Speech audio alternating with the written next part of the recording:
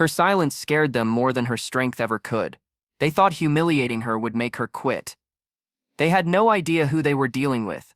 Before I tell you what happened next, tell me in the comments where you're watching from. I love knowing who's listening. It started on a blistering afternoon at the edge of a remote Marine training ground in Virginia.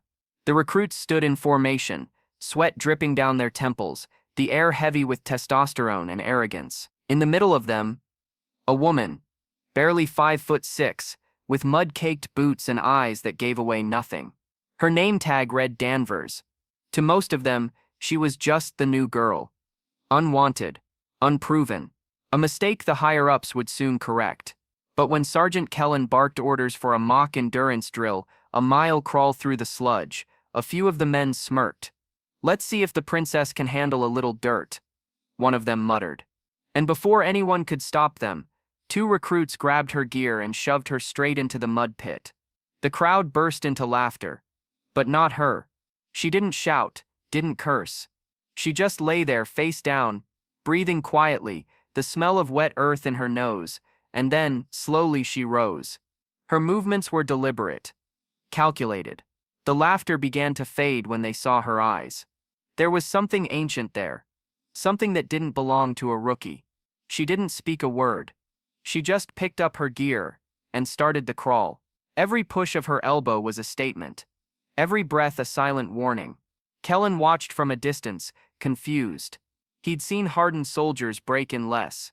Who was she? By the time the others reached the halfway point, Danvers had already finished.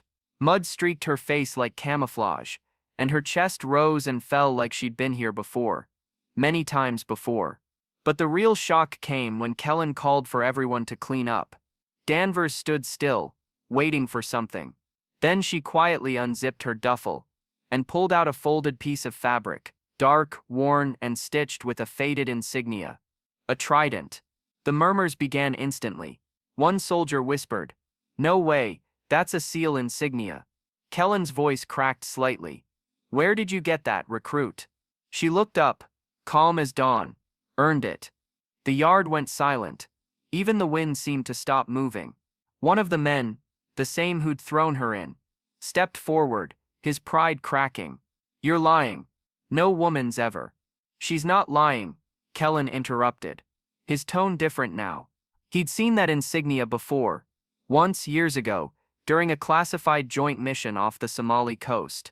Only a handful of those tridents had ever been awarded, and one of them belonged to a Lieutenant Commander Elise Danvers, presumed KIA after saving her entire unit from an ambush. Kellen stared at her, disbelief turning into respect. "You were on Operation Deep Tide." She nodded once. "And I came back to teach them what courage looks like." No one laughed after that. The same men who'd mocked her now stood at attention, mud drying on their faces, shame heavier than their packs. Days later, when the final endurance test came, a 12-hour survival drill, Danvers didn't command them with orders.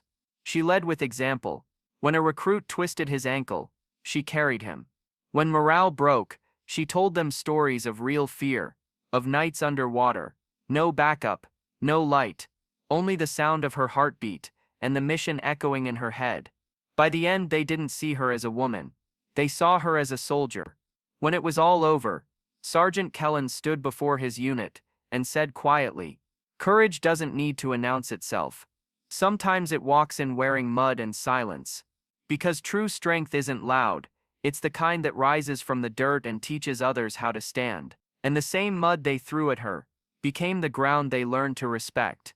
Because kindness doesn't vanish, it waits, and it finds its way back. And sometimes it wears a trident beneath a torn uniform, reminding the world what grace under fire truly looks like. If this story moved you, make sure to like, share, and subscribe for more powerful, true inspired tales of courage and redemption. And tell me, what would you have done if you were there that day?